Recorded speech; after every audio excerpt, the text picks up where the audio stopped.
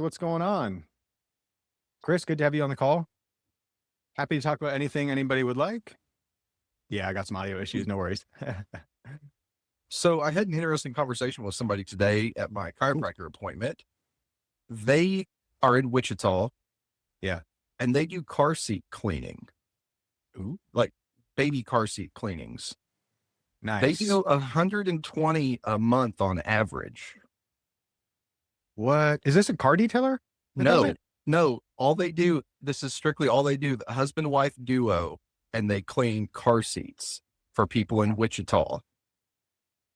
They have a one night turnaround. So they pick them up in the afternoon when the parents get off of work. Yeah. And the husband, he works, I don't know what his schedule is. Long story short, they work during night and they have them returned to them by the next morning. So the parents are never without a car seat. That's amazing. 120 a month. And I'm like, is there anybody doing this in Kansas City? I can't find anybody. I've never seen that before. But Yeah, I've never heard of it. I got to thinking, how gross do car seats get? Dude, no kidding. Oh my God, Horrible. I think it's so gross. Horrible. Yeah. And Yeah. she goes, I asked her, I was like, I'm just picking her brain. I'm like, how did you get into this? And she's, I just couldn't stand the look of my own car seat. So she called Graco and all the manufacturers and was like, hey, how do you properly clean these without voiding warranty, causing damage to the car seat? And they gave her a process and an approved list of chemicals to go off of. And that's what she's been doing. So now if customers are ever like, what if it does this? She just shows them the email with all the approved stuff and says, this is exactly how we do it. We're covered. That's But amazing. yeah, I almost fell out of the chair when they told me about this. That's pretty awesome. You could sell that with a Facebook ad or a YouTube ad easily. Facebook ads would be gangbusters for that. I think so. And then you got people with multiple kids. They're going to refer their friends and family. It's a foot in the door for other services. So, they got kids, their carpet could probably use help too, upholstery, all that stuff. That's a killer idea. Yeah. That's So awesome. we might, because nobody in Kansas City that I can find is doing it. Yeah. That's really cool. I like that. Man, I'll be honest. The first thing I thought of was car detailers, and I don't have many detailers that follow me, and I don't have any detailer clients. I don't think we've ever worked with a detailer. My buddy works with detailers. I try to stay away from it. I don't want to step on his toes. But that sounds like a good idea for his folks too. That's a killer add-on. Get your car detailed and we'll do the car seat while we're there. Man, if I had a kid, I would take that right now because I need my car detailed. 100%. Yeah. What really blew me away was their one night turnaround. So the parents are never without, oh, you got my car seat for a week. How do I get my kids back and forth to wherever we're going safely? Yeah. They figured that out. And it was amazing to me. That's cool. 120 a month just in Wichita. Wichita's not huge. That's impressive. I've never seen that one. I have seen some creative services out there before. The one that comes to mind right now, people have heard of this. There's the trash can cleaning business, right?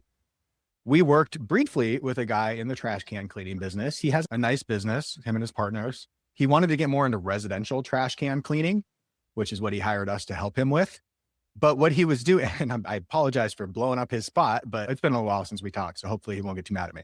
What he was crushing it with currently was commercial, like bulk trash can cleanings, which I had not thought of. So he wanted to get into residential because he thought he could grow the business that way. But he was making most of his money with a couple of contracts around town where he cleaned all of their trash cans for them. And it was like just a big lot of trash cans that they would go and do all at once. And he got a lump sum payment for it. And that was his bread and butter. He ended up, because it was expensive to acquire a new customer for residential. He ended up I think he sold the business, but he went back to commercial only. And then he sold the business. So I've been thinking about commercial trash bin cleaning lately. I thought that was an interesting one. And then the other good one is pet waste removal, which I know a lot of people have heard of. People maybe do that even. But with pet waste removal, there is a whole other upsell chain of additional stuff that you could do if you offer pet waste removal. So you're there to pick up dog poop, right? What else could you do for them? My buddy Perry taught me this, by the way. He met the dude in Toronto who's doing this, doing 7 figures with pet waste removal outside of Toronto. And it's because the pet waste removal is the foot in the door for him. He gets them on the schedule with that. And there's a whole series of other things that he does, including pet food delivery. Sure, you could order your food through Amazon or wherever, or this guy will actually he buys the food in bulk. He convinces the owners, this is the right stuff. I like this stuff. It's what I recommend. Would you like to just go ahead and drop it off when I'm on my route? I can bring it by once a month, once every 2 weeks, whatever you need, right? So he does dropped at your door, dog food, pet food, right? The other thing he added was cat litter, cat boxes.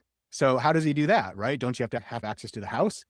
He actually has the customer leave the cat litter out on the doorstep while he's there for his appointment during the usual window. So yeah, the cats have to deal without the box for a little bit, right?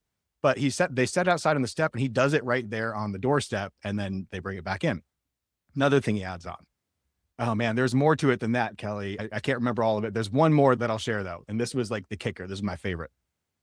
He's got pet owners as clients, right? So Christmas time comes around, the holidays come around. What does he offer? Pet photos, holiday photos of your pet, right? Who buys that? Everybody. The guy is crushing it because he's got all these additional things he can offer to his customers. And they're all fun, useful, makes sense add-ons that maybe would be silly as a standalone business, but he's already got the captive audience. He's already got the customer. So it's just an easy sale for him. There's stuff like that you can do in your own business, rug cleaning business. There's definitely the rug pads, that kind of stuff that you can do, custom pads. Or you can do rug storage, or you can wrap it up special for storage. There's treatments you can do. There's fiber protectors and special protectors if you want to go down that path. In the air duct cleaning space, there's premium stuff you can do in that world. AeroSeal is a program that we've had clients succeed with, where you can seal the air duct system, and it's supposed to improve the efficiency on the system. They have a whole sales process, by the way, where it builds the value for the clients. How do you sell an air duct sealing? It's a very expensive service on top of a regular duct cleaning. They do it with a video inspection process and a report where they check the pressure of the system before, they show you a video of it, they seal it, they check the pressure afterwards, and you get all this readout and everything of how the sealing went, right? So that builds value for them when they sell that service. There's cool stuff you can do like that. Definitely add on. When I had the carpet cleaning business, we definitely sold a lot of protector. That was the thing we sold a lot of. And I know there's folks out there that sell zero protector. It was easy for us. And it was just, we basically added it into most of our services. We just had a more premium priced service, included pretty much everything, including the protector for most people. So most of our clients just got protector. That's how we got most folks to take our protector upsell. So anyways, what else you guys got? Any other questions? Anything else you want to talk about? Chris, you're here today. I am. Yeah. Was working late in the office and said, okay, might as well get on the call. I like your setup, man. The backdrop looks cool. Thanks. I'm actually in my wife's daycare building where we're going to be doing a bunch of build out, but we're waiting on permits. And this was part of their office before they started ripping other stuff out as they were leaving. It's a makeshift office for me. I don't have to be at my wife's daycare at the house and hear kids screaming all day. I hear that. If there's no build out going on in here, I'm going to use it until they tell me I can't be in here anymore. So yeah, that's what I'm doing. Anyways, no, as far as what we're doing, we were doing some pressure washing at one time. Tried that for a couple seasons, found out I couldn't stand it.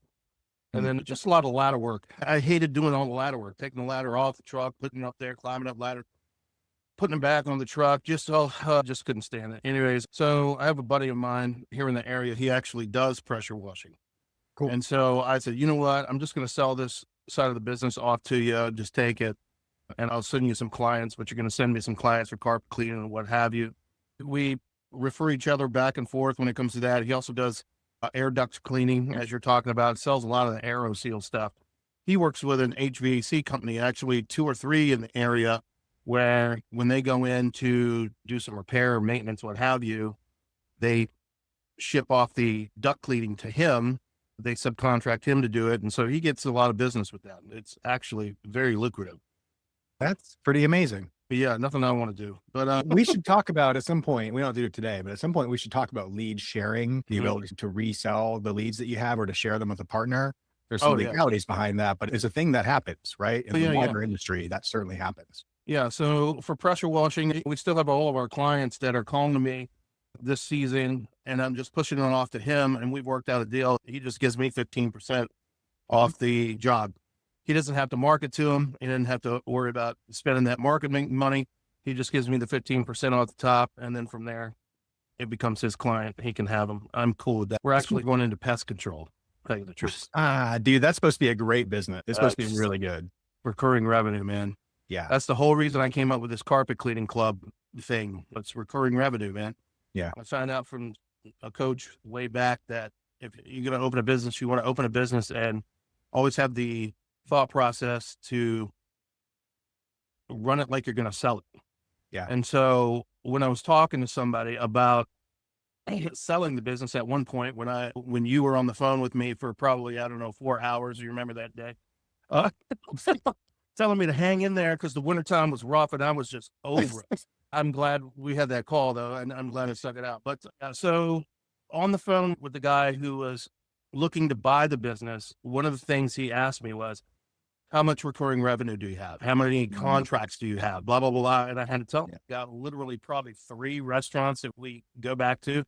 He said, I got to be honest with you, nobody's going to want to buy that business.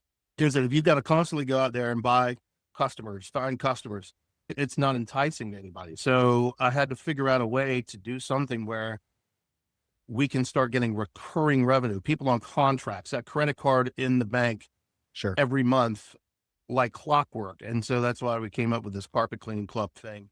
I like it. And we haven't even really launched it yet. Kelly's working on the web page so that we can start to market it. We've already sold 4 contracts just by talking about it when we go and do the job at somebody's house. It basically sells itself. And just having that recurring revenue every month coming in, if we've got 100 customers, $6,500 in recurring revenue a month, that helps pay payroll, that helps pay the rent on the building, that pays the carpet. So all of that stuff is paid for. And then anything on top of that is free and clear money. You know what I mean?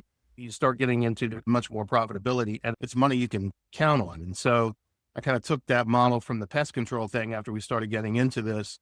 I passed all the courses and then we just need to take the test through the Maryland Department of Agriculture. And once we do that, once we pass the test, which should be easy, we're able to start a pest control business literally like that. So we just get the license. Awesome. A lot of upside, a lot of recurring revenue, maybe something where we start pushing that more than I even push the carpet cleaning thing because of the recurring revenue. It's just, these companies scale so fast.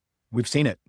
Kelly and I had a pest control guy in Wisconsin when we lived there who started out as he was the guy. It was him in a truck. Mm-hmm. By the time we moved away from Wisconsin 4 years later, I don't know how many trucks he had, but it was a different technician every single time. And he was like, I don't know how many trucks he grew to that quickly, but it was extremely fast from our perspective. And meanwhile, we had a carpet cleaning business that was like, had been struggling to get off the ground. We were really trying to get it going. And I was watching this guy just whoop my ass with his pest control business. It's insane. Yeah. And you go out quarterly, you spend 15 minutes at a job spraying the outside. It's not all like that. You know what I mean? But for a majority of it, it's 15 minutes quarterly that you're going out spraying and that $65 hits your account every month like clockwork. And the chemicals are next to nothing, really cheap. And basically you're just paying techs $20 to $25 an hour to do the jobs. And we're getting into it. Me and the pressure washing guy are coming together to start a pest control business. So very cool. That's awesome. Hey, I got to credit my pest control guy too. The other thing he taught me was shoe covers. I learned that from him. Every time he would come in the house, and then every time his technicians would come in the house after that, they had these really nice reusable shoe covers that they put over their boots. And I finally asked him one day, where'd you get those? And he was like, Amazon. So I started doing that in the carpet cleaning business and people loved it. Yeah. Some people hate the shoe covers, but it was a requirement at our company and my techs don't enter a house without them on their feet. Agreed. Absolutely. Yeah. Agreed. That's cool, man. I love the pest control business. I'm hoping you'd crush it. The carpet cleaning membership, dude, it's amazing. You already got people signed up before you even officially launched it. That shows the power of the relationship you have with your customers already. It honestly does. Yeah. Thanks. Yeah. I think that's awesome. Having I hope it does well. I really hope we sell a ton of these. Yeah. The recurring revenue will help with your valuation too. You're absolutely right. It's something in this business. It's just not, nobody does it.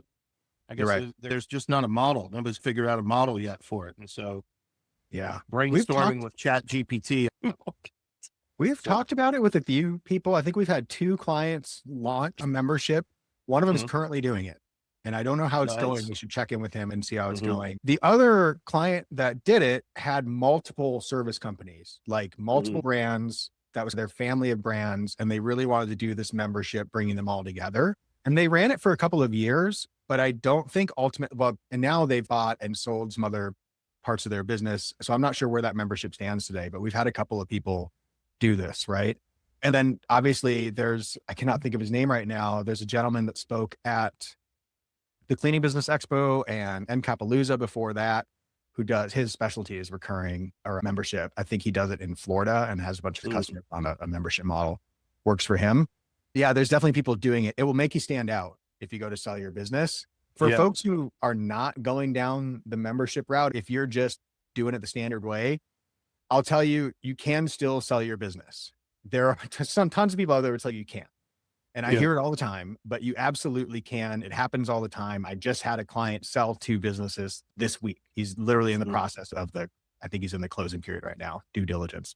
Yeah. Oh, the thing is, if you don't have a ton of revenue and profit, if you have under $1 million a year in profit, which most carpet cleaning businesses do, unless you're a pretty big operation, and we're talking profit, not revenue, actual profit. Yeah.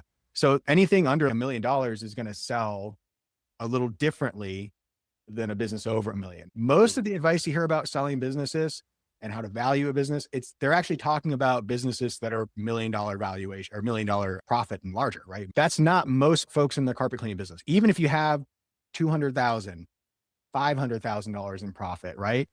Your business is probably going to sell a little bit differently. What they're going to look at is called seller's discretionary earnings, SDE. They're going to look at what you pay yourself as the owner of the business.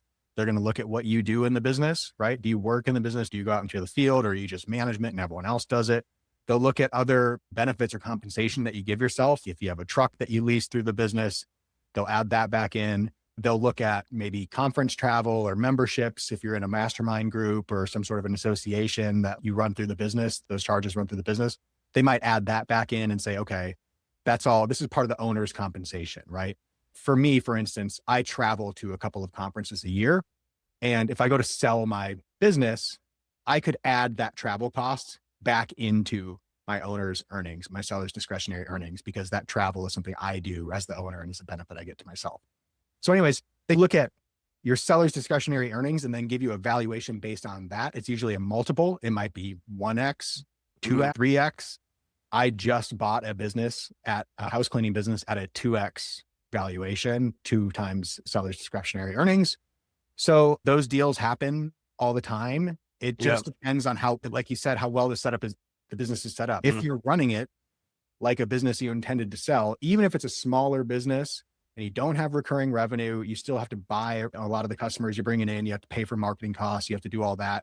That's pretty normal. A lot of businesses operate like that and they do have value. People will buy them. They just get valued differently when it comes to the actual valuation before somebody buys it. And then you'll get a different kind of buyer. There's actually, I think, a lot more buyers for that type of business.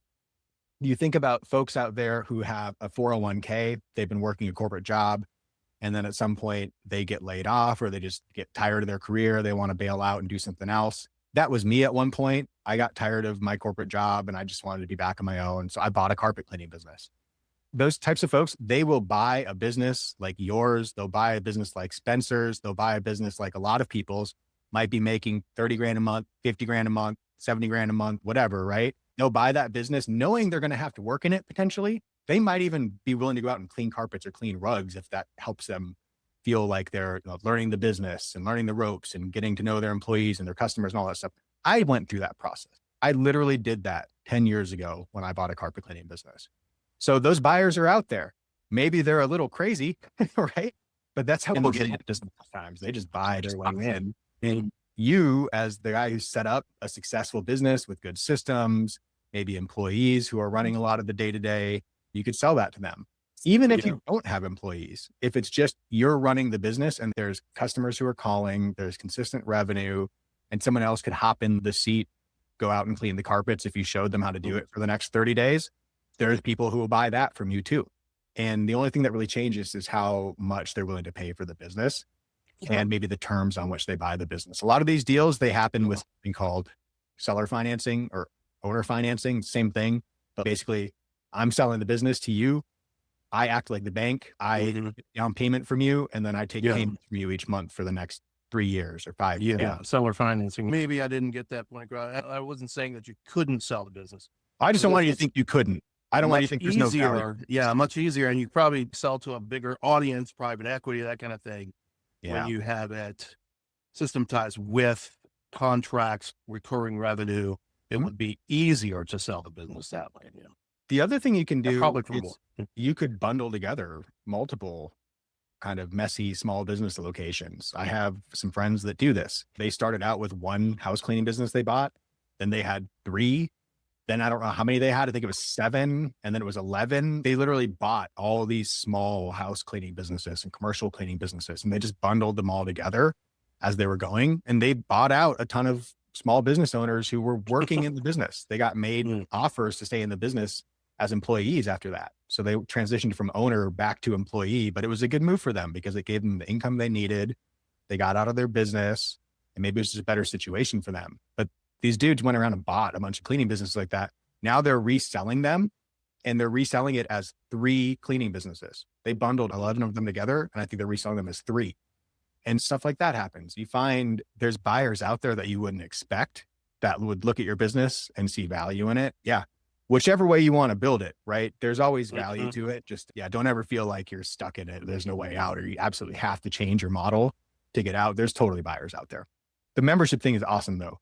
Keep us updated on it. I want to know like how many people are taking you up on it. Is it mostly repeats? Do you get many new customers that get the service and then they do the membership right away? I'm dying to know, what are the numbers behind it? Yeah. So as of right now, how it's been sold is basically guys going in saying, hey, we're here doing your service. We're already doing 3 areas. That's part of the membership, 4 quarterly cleanings every year, and 3 areas are part of that.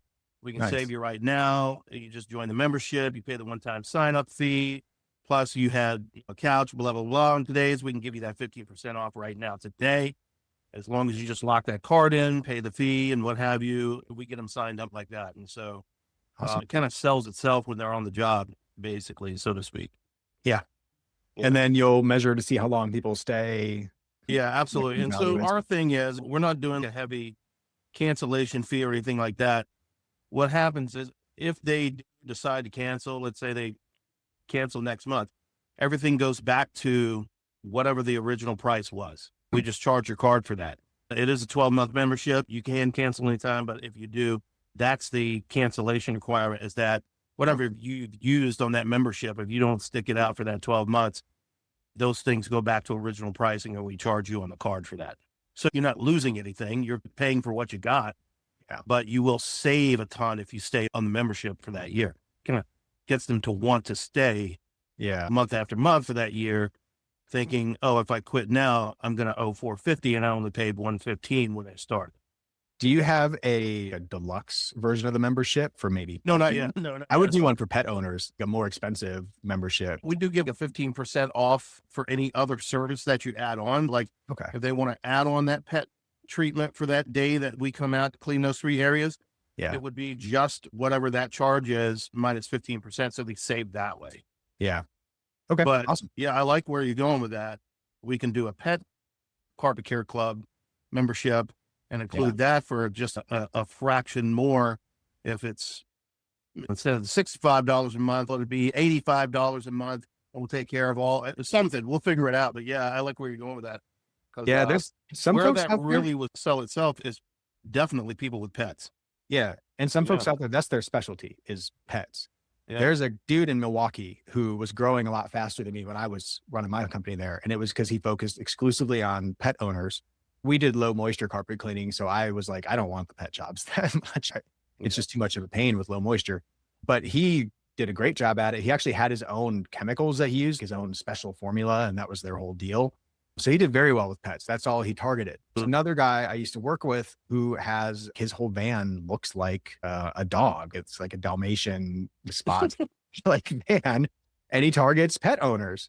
Something like that, a membership with an upsell pet owner specifically. I think that's a killer offer right there. That's really cool. Yeah. And people are getting used to paying for memberships on pretty much everything. They'll complain about it, but then they'll also buy it. Yeah. So that's awesome. All right. Yeah. What else is going on? Any other questions? Anything crazy happening lately? We've had employee issues. That's what's going on with us at the new house cleaning business. Employee issues, how? They're not sticking around? Yeah, it's been a bit of an awkward transition, I will say. And we did exit interviews with the two folks who left to kind of get more details on what happened. I don't want to share too much information because it's an ongoing situation. Essentially, we bought this house cleaning business and one person quit within the first couple of days because she had to work a couple jobs solo. She was pretty new and she was unhappy about it. And that was because somebody had called out sick. Not a lot we could do. That was literally the schedule and people calling out sick. Just the day we bought the business, that's what happened. Right. So the business seller was trying to work this out with us and the employees in real time. And one person got frustrated and she quit. Too bad, right? The next week, one of our longer term employees who is Spanish speaking only, so we have a little bit of trouble communicating with her. We use Google Translate, but that's fine. She did not show up to work on that Monday and that's very out of character for her. And so we were concerned what happened. First of all, what's going on here? But we got a little more info from her and it sounds like just the change with the business being sold a couple of times was frustrating. She was uncomfortable with certain things and she's had some stuff going on personally with her family that she felt like this is the time to go. And the way she left was really unfortunate because she gave no notice. She just didn't show up to work on Monday for her first job. And that's been our introduction back to the cleaning business. So we've been doing Wonderful. this for weeks. That's what's happened. I have some folks on Facebook who are offering tons of good advice, which we've hired a bunch. We're doing some of this in real time as it is. We've been running job posts and interviewing, hiring people. We hired a new person. She had her first week. She kicked ass, really happy with her work. And so she's already cleaning on her own, was able to go out and do it solo, likes to work solo, and very happy with her. I think she'll end up turning into a trainer at some point. We had another person scheduled to start today, another new person, and she no-showed. So Wow. we're still interviewing, going to hire some more folks. In the meantime, Kelly's been rescheduling jobs, trying to be very apologetic to our customers, our regulars who have been very cool with most of this. I think we've lost one recurring customer through the entire ordeal. Managing a lot of fires. And I don't mind. That's the business. We knew what we were getting into when we bought it. It's maybe a little worse than we thought. I thought the business was a little more stable or we would not have bought it and maybe even paid as much as we paid for it, right? We've negotiated a little harder, but that's where we're at right now. It's fine. We're going to make lemonade from lemons, but there's some folks out there. I forgot that this even happens, but I got some friends who were like, dude, you did something wrong. You must have done something to upset those employees. You mistreated them some way, right? This is your fault that they quit. You guys deserve this. That kind of attitude. And I'm like, I thought about it for a little while and I was like, none of the folks who are saying that own businesses. All the folks I know who own businesses are like, they're cheering us on. They know what it's like. And then I've got some old friends from high school and stuff who are like, well, that's what you get, capitalist pigs. And I don't know if you guys experience that at all when you're hiring or if you got. No, I have experienced that. Before Supreme Clean Team was a carpet business, we were a residential and office cleaning business. Yeah. And I don't know what it is about that workforce, that genre of work, whatever it may be, but same thing. No call, no shows, people that show up late, they work. One of them worked for 2 hours on a job and then she left and the customer's calling me saying, hey, is anybody going to come finish the job? I said, you got to be kidding me. So I got away from that and got into carpet cleaning and never looked back. I hear you. I do not ever want to own a cleaning business. I totally understand. I feel that, that just goes hand in hand with that type of work. I don't know, man. It's just so hard to manage folks when it comes to that side of the business. Yeah, that's reality. I could say some things that probably wouldn't be politically correct, but we'll refrain from that. And it's just the certain type of worker when it comes to residential and office cleaning versus carpet cleaning. They're two totally different people. Anyways. We had a good meeting with a friend. I'm praying for you guys that works. And Thank you. Thank you. So the funny thing is Kelly and I bought this business and we kind of knew there were going to be struggles with it. And we decided to share what we're going through on Facebook, and we'll talk about it on YouTube and stuff. And I don't mind sharing all the BS that we deal with. That's fine. I'm happy to do that because it's reality. And I think more people they need to hear about it. They should know about it before they get into business. Before they buy a business, they should know what to look out for. I'm happy to be the one to make the mistakes and share them. That seems to be my superpower in life. First I make the mistakes and then I come back and I go, hey guys, don't do it this way, right? There's a better way. So I'm happy to do that. That's fine. And we'll grow the cleaning business. We'll figure all that stuff out. But I had an interesting conversation with a friend. So before Kelly and I bought this business, we were thinking about starting another one, just starting it from scratch, because why not?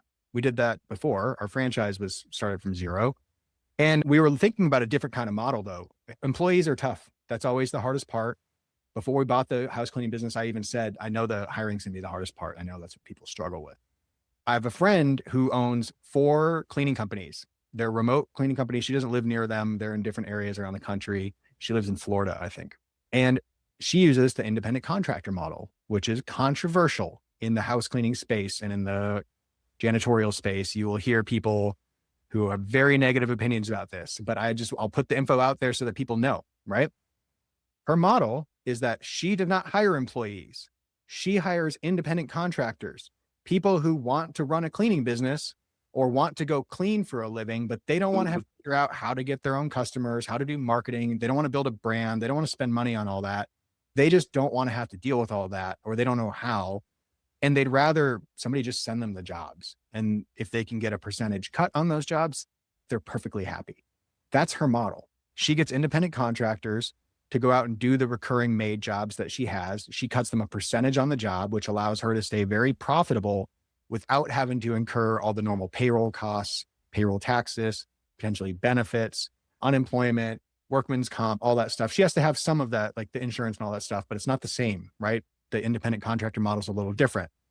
There's problems with it, right? What if they steal your customers? What if they show up in their own branded shirts, whatever? There's all kinds of problems. She has the model worked out and has been doing this for 20 years. So we were chatting with her this past week and she was laughing. She said, so you bought a house cleaning business? And I was like, yep, we sure did. And she was like, and you have employees? And I told her, yeah. And we started telling her some of the issues. And she said, oh, I wish you would have talked to me first. But that's just, hey, we bought this business. It has existing employees. We're trying to make it work with the employees. We'll try that model first. If I were to start one on my own, I'd really think about that contractor model. It's pretty good. Chris, you were just talking earlier about pressure washing. You could add pressure washing as a line in your business. You bring in the leads because your website ranks well on Google, or you have an ad campaign that's working or whatever. Or existing customers, you could email them, text them with a pressure washing offer. And then you just have your buddy who has a pressure washing setup. He goes and does the jobs. You cut him a percentage, right? Independent contractor deal. You don't have pretty much what we're doing here. Yeah. Super simple. That is a way to scale a business. I literally know a guy in Chicago, Illinois, who owns a big janitorial company, never been on site on a single one of the properties they work on. He just subcontracts everything. All he does is secure the contracts to do the janitorial work and then subs it out. That's it. Yeah. That's what we do with our area rugs too. We don't clean a single area rug. Yeah, absolutely. We subcontract them out to another company that has all the equipment in-house. They do a fantastic job. We go and pick them back up. We deliver them. And so they charge us $2. We charge $4.25 a square foot, but we're making more than they are. Super smart. We don't do any of the work. We just pick it up, drop it off. Yeah, super smart. Yeah. I love that kind of stuff. There's so many ways to grow a business. You don't have to hire somebody or do it all yourself. There's other models. Sorry. Think about them, Put right? this on silent. I didn't realize it was. Okay. Yeah. Yeah. All right. What else? What else do we want to talk about? I got to stop at 5 o'clock, which is about 20 minutes, but I'm good. Hey, Spencer, where are you located? We're in Kansas City, Missouri. Oh, okay. I was going to say, maybe if you did area rugs and you were around here, maybe we'd say, but I can't send them to Kansas City. I'm sorry. And a little bit of a drive. Yeah. No, I think that's one thing. I've been trying to get the word out with local carpet cleaners. I would much rather them bring me the rugs than me have to stop for half a day, go pick up, go deliver. Yeah. Just customers really like the pickup and delivery aspect. It's huge. Yeah. And with a 50-mile radius, my God, I literally have to take some days and just deliver and pick up throughout Mhm. How are you reaching the carpet cleaners? How are you reaching out? Facebook. Actually, in Parkville, there's 3 or 4 carpet cleaners. So we always see each other at QT, getting gas in the morning, getting coffee. And then we all in Kansas City, there's 2 suppliers, one in North Kansas City where we are, and then there's one south of Kansas City. So we always see people at the supplier. Yeah. Hey, I'm cleaning rugs. If you don't want to drive an hour to deliver, bring them up north. We've got a spot now. Yeah. That's Um, awesome. We got a couple guys that have brought us some. Restoration companies have been huge. Yeah. They'll bring us insurance rugs and they don't care what the price is. They're like, Mhm. just make it better. And we've been actually stripping dye, doing dye strippings, getting the all nice and pretty. We've been doing quite a bit with wools and silks, especially. It's been huge. That's awesome. The restoration companies with the insurance work on rugs, that is a great way to work with restoration companies. We did that with a company called Kelman Restoration in Milwaukee. And that was how the relationship started. They had smoke damage in a house. They had a ton of expensive rugs in this house. They did not want them picked up and brought anywhere. They had us come in and do the rugs in-house right where they laid. And it was a delicate process, like going through each one of these rugs one by one to try to take care of them. But we impressed them on that job and they ended up bringing us a ton more work after that. It was really awesome. Yeah, the guy just called me out of the blue. He said, "Hey, who's doing your area rugs?" I said, "We are." He said, "What if we could do them for you? We charge you a certain price so you can make some money." And from there, it was about 4 years ago, about 4.5 years ago. And we've been with him ever since. And I think we probably bring him 50, 60 rugs a month. Wow. Damn, that's Yeah. really good. That's pretty solid. Yeah. So just get on the horn, man. Call those guys that are local to you. For us, and this was early when we were doing this, like area rugs are a pain in the ass to bring them back to our place and have to do them in our place sometimes or do them while we're there. We just would rather talk to the customer and say, "Hey, listen, we can do these. We can pick them up. We can take them out of here. Give us 7 days. We'll bring them back to you. They're going to look fantastic. All the pet urine's going to be out of them. They're going to look brand new, blah, blah, blah." And we don't have to do any of the work, so we can focus on other things. And so it's just another avenue for us to make money without having to do all the work, and it frees us up to do other stuff so we can book more jobs during the day. Yeah. So yeah, reach out to those guys. You'll hook one or two. Absolutely. Yeah. It hooked us. House cleaners are good too. I worked with a bunch of house cleaners that would refer work to us all the time. If they had Cool. regular recurring customers, we were the carpet cleaner they called. If they were doing a move out cleaning, we were the carpet cleaner that they told them to call, and we would clean next to the same cleaning crews over and over again and just refer work to each other. It was awesome. Yeah, it's an easy sell. It's not like a cold call to a customer trying to get them to pay for rugs. You're actually offering them a service to help them make more money. Yeah. So it's If you get paired up as a contractor thing, dude, it's even better, right? Than everybody making money. Yeah. Yeah. I used to just straight refer the business to other people, but you could advertise the service on your own site, list it on your own Google profile. You could even run your own ads to those services like pressure washing, and then just have somebody else do the actual work and cut them a percentage. Yeah. Absolutely. All right. What else is going on? I need, on another different note, I need to get you guys some fresh videos, pictures, and for the life of me, the shared folder that I was sent from Heavier, I can't upload anything to it. What is it saying? It's saying that no items, or so when I open the folder, Okay. it just says no items. Obviously, there's nothing in there, but I can't, there's no option for me to upload into it. Are you on this? Can you screen share it now or no? Oh God, I'm on my phone with the email and I'm on iPad with you guys. Let me look on my phone and let's see. You're asking a lot of me there, Reuben.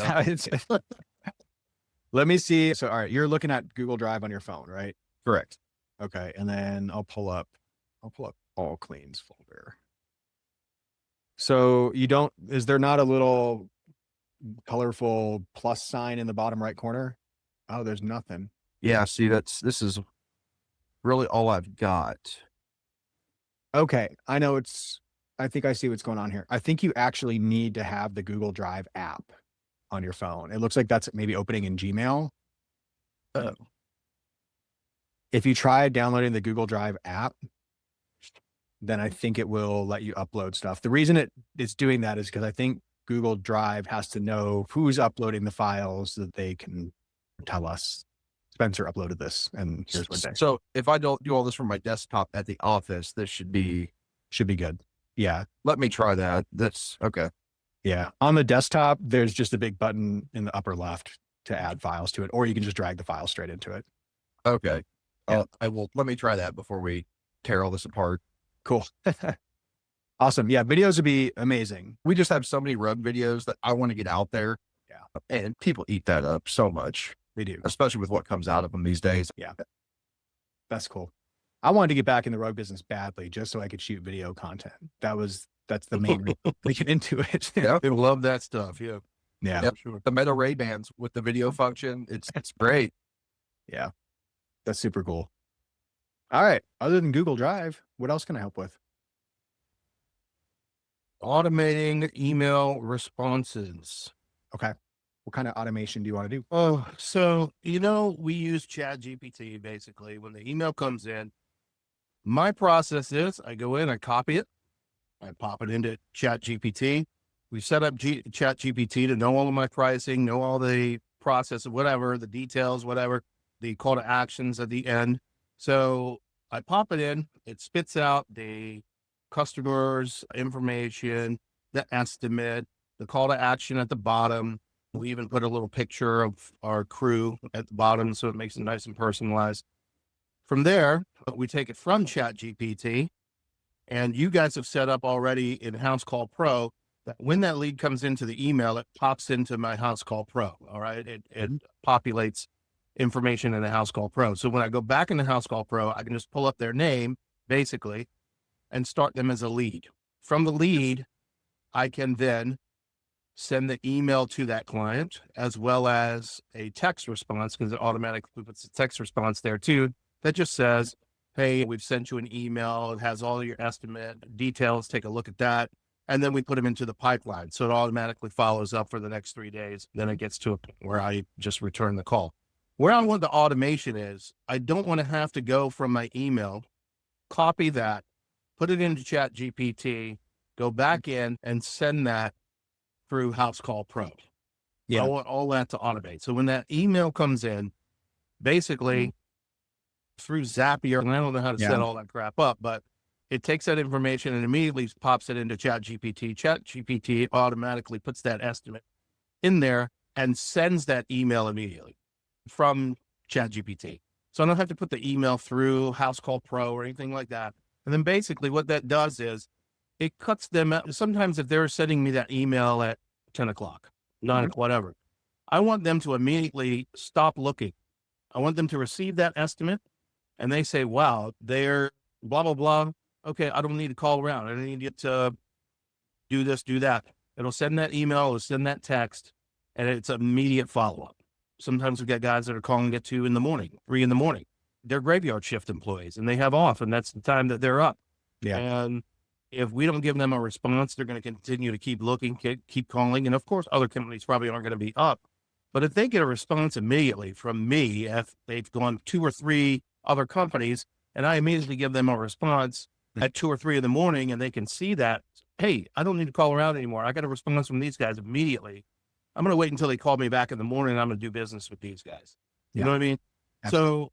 So, I want to somehow get that information off the email into ChatGPT and have ChatGPT send out the email and the text. I know there's a way it can be done. There are to do multiple it. ways to do it. So there's a couple different ways you could do it depending on which software you want to get into. With Zapier, you could probably do this. What's going to happen in Zapier is you're going to have Zapier watch your inbox for maybe a specific subject line, make a filter for something that says like new leads. And when Zapier sees a new lead hit your inbox, it's going to parse the body of that email, see what they need cleaned. And then you can send that, your next step then. So the trigger is email received from Gmail. The action is OpenAI, right? It'll pull in an OpenAI model and you could give it information like your pricing, and it could price the job, respond to it, and reply back. That's one way to do it. Another way to do it is within the CRM that we provide, and I'll show this. There's two different ways that you can accomplish this, really. And for anybody who doesn't know, our CRM is high level. It's Go High Level is the actual CRM backing all of this. So if you've heard of High Level, if you look up any kind of high level support videos or docs or see YouTube videos about what's possible within High Level, and we have some on our channel, like that's what we're using here. You have a ton of automation ability and you have AI functions within High Level. So one way to do it that would be pretty straightforward is to just activate the AI functionality. Not everyone's going to want to do this because there's a cost associated with it, and maybe not everyone is ready for AI to be responding to all their quotes. But when you are, if you want to test it, this is one way to do it. You can turn on the AI agents functionality. I think it's $200 a month plus some small usage fees for just like the text messages and stuff. But you will basically create a bot that you can plug into your phone if you wanted to answer with a voice AI. Some people don't like that. You could have it respond to text messages. You could have it respond to emails. You could use this AI agent to respond to incoming leads when they come in through this, and all your leads come in through the CRM, right? Every lead you get comes in through here. It's in your pipeline over here. You get name, phone number, email address. You get information about how much they want, clean, all that stuff. You can have the agent pick up that info, give the agent your price sheet, and then it will respond to those leads with a price. You could tell it how the email should look, all that stuff. That's one way to do it. There's another option though. I just want to show everybody there's multiple options. So pick your favorite and go for it. There's this tab called automation. There are some pre-set up automations in here. We have these mostly just to make sure that when you get a lead on your website or something like that, it's going to show up to you, right? And that we track it on Google Ads and all that stuff. If you hit this blue button, create workflow, you could start from scratch. This workflow builder right here, it looks a little bit like Zapier because it's basically the same concept, right?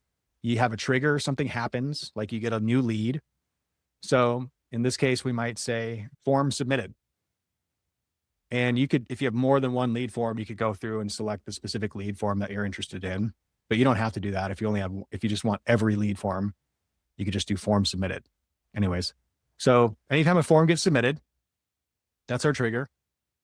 What we want is OpenAI to respond. This is a premium trigger, meaning every time it fires, you're going to pay for that action for it to fire. It's like I think it's under a penny or something insane. It's super, super cheap. So we're not talking about much money here, but you use OpenAI and it's going to plug into an OpenAI model.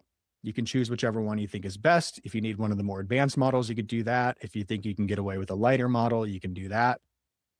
And then this field right here, by the way, you can turn on chat history if you want it to be able to read all the chat history and have some context on this person that it's talking to.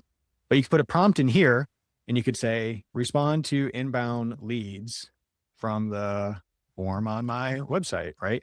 Mm-hmm. And then you could say, here's the email template. And then you'd put in your template here, dear name, or whatever your email is, right? Here is your quote. Thanks. Supreme Clean Team. Obviously, you'd have a better email than that. But give it the template and then say, here is my price sheet. And then you could either copy and paste your pricing in here, or I think you could even, you might have to test this. I think you could link to a Google Doc, but you can just drop it right in here if not. So then what will happen is this bot will come up with a response, right? Based on what the lead form says. It will write the response to it. And then you could say, send email. And we'll do from company name, we'll pull in your company. So Supreme Gleam Team will show up there. From, you can do a company email, and then your company's email address will show up there. And it could say, regarding your cleaning quote, or here's your cleaning estimate, right? And then in the body of the email, you can actually pull in, GPT, response, right? So what this will do is it will take the response that ChatGPT wrote with your pricing and in the email format that you gave it. It'll take that response and drop it into the body of this email, and it will send it to people after they fill out your lead form. So you want to be careful with this. You probably want to test it a couple of times, make sure the pricing looks good, make sure it doesn't say anything crazy. But that's the basic process. Like, you get a lead form, VT looks at it, writes an email based on your pricing, and then you email that response back to the customer. You could also send them a text message. You could write a short text message. Here's your quote. And then, like, you got tons of flexibility here. You could also have it follow up in forever. I could add a wait time, and I could say, wait 60 minutes. And then we could send them another email, right? Or maybe you want to see if they replied first, right? You could do some kind of logic, like if they replied, don't do anything. If they didn't reply, send them another email, nudge them again. Hey, we sent you that quote. Can we get you on the schedule today? So you got a lot of flexibility in here. The workflow builder is very much like Zapier, and you can pull in different AI models and stuff. So this is a little advanced, but it's available inside the CRM. Just always test things. And if you have questions or get stuck on something, let the team know and we can help with this. So is this something that you guys could cook out for me? Because yeah, I was following along, but you're speaking a lot of German there. I totally understand. Good question. Yeah. Good question, Christopher, because I was about to ask the same thing. That's pretty complex for me, and I don't know if I would have the time or the energy to do something like that. You know, it's like looking at something like I'm cross-sighted or something. Yeah. I totally understand. Yeah, no, I get it. This is something we can set up for you. It will. So for emails, it's real easy. It will send emails, no problem. For text messages, you have to register a phone number. So if we don't have a phone number registered for texting yet, we'll just have to go through that process. Not a big deal, but yeah, we could do something like this. My question though is, without using that CRM, is it something that you could cook up with a Zapier and my current ChatGPT and my current CRM? Potentially. So yes, I think we could get the basic response to work probably. Okay. I know Kelly is working on, I think it's not Kelly, but the other guy is in his name, Fernando. Javier. Yep. Where I came up with Fernando. Javier is working, like House Call Pro has a chat widget. Yeah. Like their AI bot that answers my phone calls. It's just when they go to the website, they can actually chat that way. So that we're replacing that chat widget that's on there, because the only chat widget that's on there is just a lead form from you guys. Which we already have all those lead forms all over the place. What I wanted was that to be interactive. So they're going to get that on my webpage so that they can actually ask questions. It takes information down and it communicates with them that way. So really all I'm warning really quick while you're mentioning that, in case nobody's warned you yet. When you remove the chat widget that we have on there now and switch it out for the HCP chat widget, it's going to break your Google Ads conversion tracking. And Google's no longer going to see it when someone clicks your ad and does the chat widget, because House Call Pro doesn't have the ability to report. Yeah, they did warn me about that. Yeah. Okay, cool. As long as you want to do. We're going to do an A/B kind of split testing on it, see how it works right now. Yeah. Because like I mentioned, sometimes when those guys are coming to my website and they're chatting with that thing at 2 or 3 in the morning, I want them to be able to get a response instead of waiting till I wake up in the morning at 8 in the morning and then waiting to respond till 9. It kind of gives them a way to respond right then and there and work it out. Yep. So I want to see how that works. If we get more conversions that way, with that working that way. Yep. And then, just baking that email response going in, I guess, from Zapier to ChatGPT, and then having ChatGPT fill out what their request is, or if it works inside Zapier. I don't know how it works. We just want it automated so that it sends that estimate out when they submit the lead form. Yeah, totally understand. That's doable. We'll have to Okay. talk with the team to figure out how that would look from a project perspective, but it should be doable. For anybody else out there that wants to test this, House Call Pro has their AI chat stuff. It does not always play nice with other systems. The other option, we always have our AI that's built into the CRM. That does play really nice with other systems. That's why I like High Level as our CRM. The thing that's backing us here is the High Level account. The AI setup through High Level It can respond to the leads. You can do all that prompting within high level. It can text, it can email, it can do voice calls. It can handle the chat on your website. It can do all of that stuff, and it will store all of that information inside of your CRM dashboard, just for anybody who wants to know. So what some people are doing is they're using the CRM and the AI to handle all of their leads, all their inbound leads, all the leads coming from marketing, all that stuff, and the emails, the social posts, all that's coming out of the CRM, right? And then they use House Call Pro strictly for scheduling and routing, so they can dispatch the jobs to their employees. The employees can mark on the way, job start, job finished. They can maybe request the reviews from House Call because their review thing is pretty good, but our CRM has a review setup too. But I like House Call for dispatching, for all that. You can also take payments in House Call if you're used to doing it that way. But when the AI stuff comes into play, you have multiple options here. Our CRM, I think, has a little bit more flexibility. There's an extra cost to it. And I just want to be clear with people about that, right? And I know that's what stops some people from trying it. I think for $200 a month, that's what it costs to get a fancy Claude account or a really fancy GPT account or something like that. Compare it to getting somebody to respond to your emails every day, even hiring somebody offshore. I'm interviewing for a position like that right now at my house cleaning company.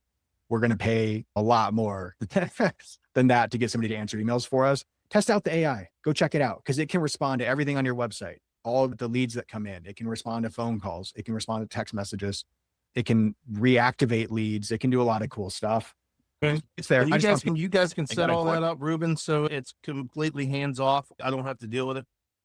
Yeah, we're going to want to, you are going to want to verify that the pricing is correct, right? Mhm. If you're going to let it literally autopilot and quote everything, Yeah. you'll want Yeah, we'd have to work together on that to get it set up in the beginning. But I basically just, and then every once in a while, we may have some specials that I need to contact you guys about. Hey, we're running Tyler Grout special this month. Next month is this, whatever it may be. But yeah, if we can get all that information, all of that is inclusive of that $200 a month. Yeah, there's the usage fees that are related to having text messages and that kind of stuff going out, but they're pretty small. Yeah. But beyond that, like the CRM with that AI automation is baked into that price of $200 a month via or besides the text messages and whatever it may be extra. Correct. Will it be Let's able to talk. book All right. directly Let's to talk. house? It will not book directly to House Call. It will, I think we can have it send out a House Call link, but it will not, it doesn't talk to House Call. The issue here is House Call Pro. Their API sucks. It doesn't work with other systems. Even Jobber's API is better than House Call's. So House Call system doesn't work well with other people. It can send out a House Call booking link. It could do that, but it won't actually take the customer's info and go input it and drop the job into House Call for you. I'm already paying $100 a month for the AI answer, whatever it is. Yeah. And that's $99 a month for the AI bot to answer phone calls coming in. Is that through House Call Pro, Christopher? I am on House Call Pro. Yeah. Yeah. So, but is it the CSR AI that answers your phone? Yeah, I pay for that. Yeah. Yep. How are you having it? Are you having a price or give estimates and book jobs, or are you just? I don't let it having book the content? jobs. I don't let it do any of that. I can answer about like specials and things like that. It can actually reschedule jobs, and I'm okay with that. But when it reschedules, it basically lets them know that somebody will be reaching out to them to reschedule the job, and then it can cancel jobs for me. But it does send me that notification if there's a cancellation. So it can do that. I don't let it book jobs because we try to run our routes really tight, and I have certain zones I want to put those guys in on certain days or what have you. We're here in Baltimore, Maryland. We have a big kind of service area. So what happened before, when it would book the jobs, it would throw a job on in Annapolis, and then the next job right after would be all the way up in Westminster, which would be an hour worth of traffic they're trying to fight through. I didn't like the way it booked, and there's no way to fix that. So I do all my booking myself. What about the pricing? If they call and ask they want carpet cleaning like in 5 rooms or 3 rooms, is it able to give I let it handle the pricing. Tell you the truth, it thwarts a lot of the tire kickers. The guys that are calling me, wasting my time. How much do you charge for this? How much do you charge for that? How much is this and that? I had one lady call me today. She said, how much do you charge for a 3-seater sofa?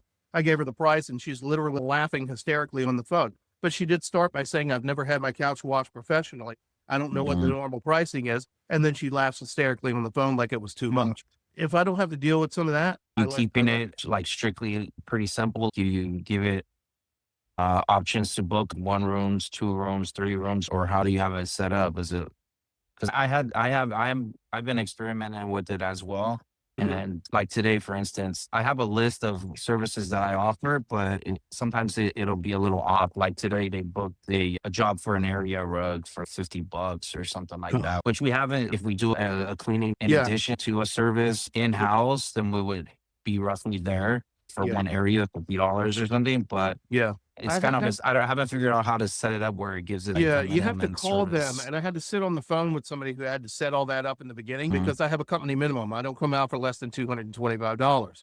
So it tells those clients, this service is $50. And unfortunately, our service minimum is $225. So you would need to, and so it goes through explaining all of that. And it really weeds out those people that, they think they can call and get a doormat cleaned for $15. Yeah. 9 times out of 10, I'm answering the phone anyway. But after those hours or when I can't get to them, it really does help to weed out a lot of those guys that are just price shoppers or thinks they're going to get 1 room cleaned for $20. It really helps with the Yelp reps too. Yeah, absolutely. Yeah, a lot of the junk calls for sure. It weeds absolutely, out. Yeah. The only problem I see is like if you get a call, you get a text message, and then it says here you need to respond to this, or there's some activity on this call you need to check out. So you have to actually log in. It's not hooked up into your House Call Pro app to view the conversation.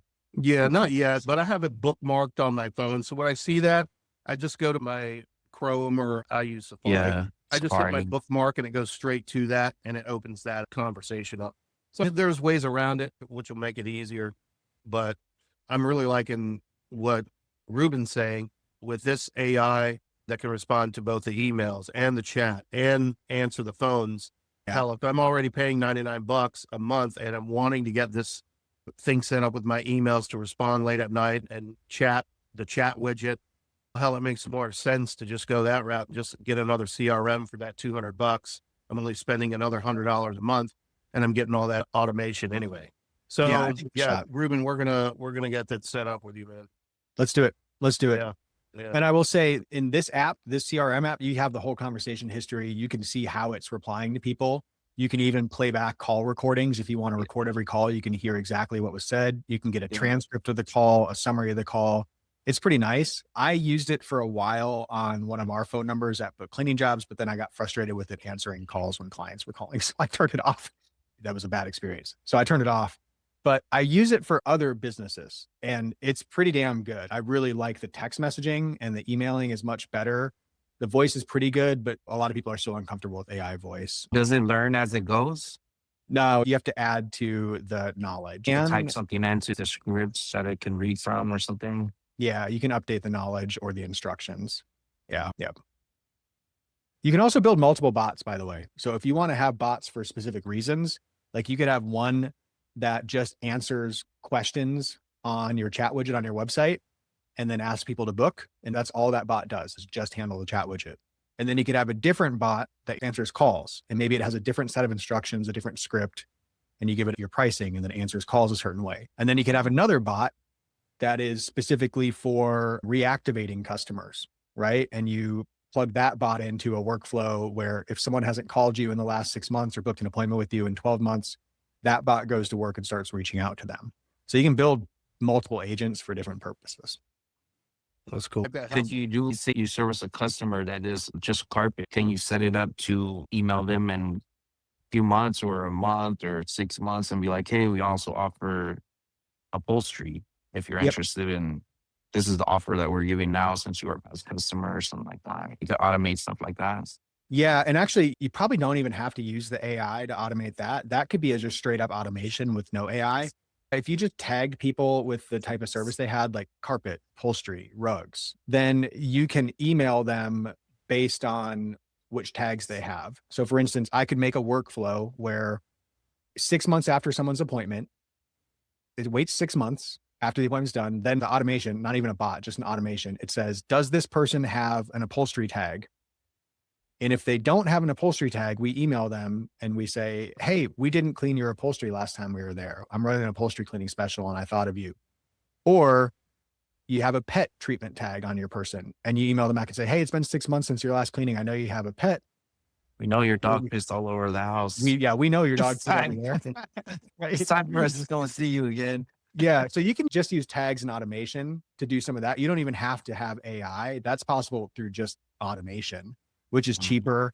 And then you don't have to worry about the AI getting into a whole conversation back and forth. They could just send the message out and try to reactivate customers through an automation. Can I read that from house call, or how do you configure it?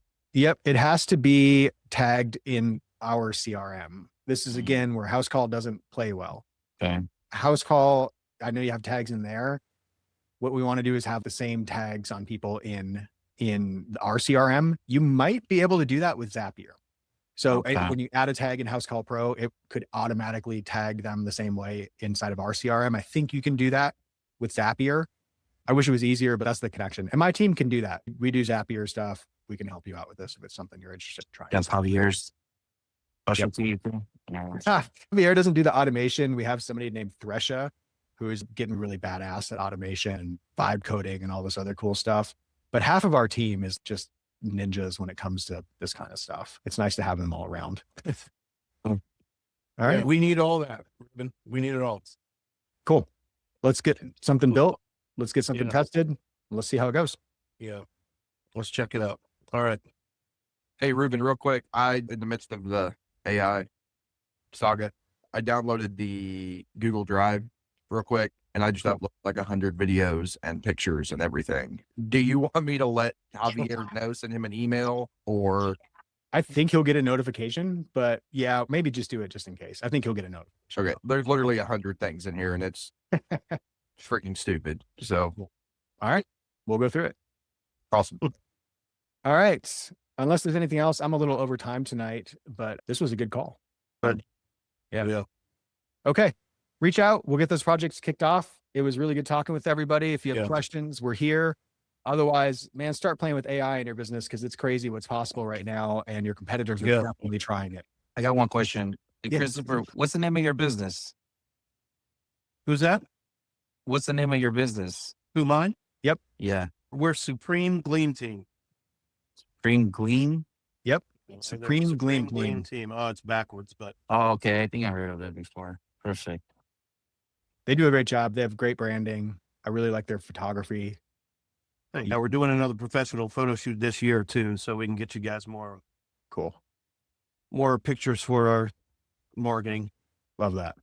I got to do that at my own business. We have no photos of our staff, no real pictures. I can generate AI photos of maids, but I'm gonna be honest with you, AI always makes the maids kind of hot. And it's like the wrong message. I'm not sending hot maids out to clean your house. I just want creeps calling me.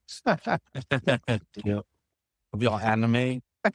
Yeah, no, the AI is just way overboard with the makeup and the hair and everything. I need just some regular looking folks. Make the maid look like me, right? All right, y'all. It's good talking with you. We'll do this again next week. Send me a message if you need anything, okay? Sounds good. Thank If you. you guys are having a problem with reviews, a friend of mine in the pressure washing business had a problem with reviews. I told him about Nice Job. He's now getting 5-6 new reviews a week. I'm telling you, man, it's the best thing for you to get reviews. Check out Nice Job. I think it's like $75 a month. It's absolutely worth it. Plug for Nice Job. Yep. All right, cool. Talk to you guys next week. Peace. See ya.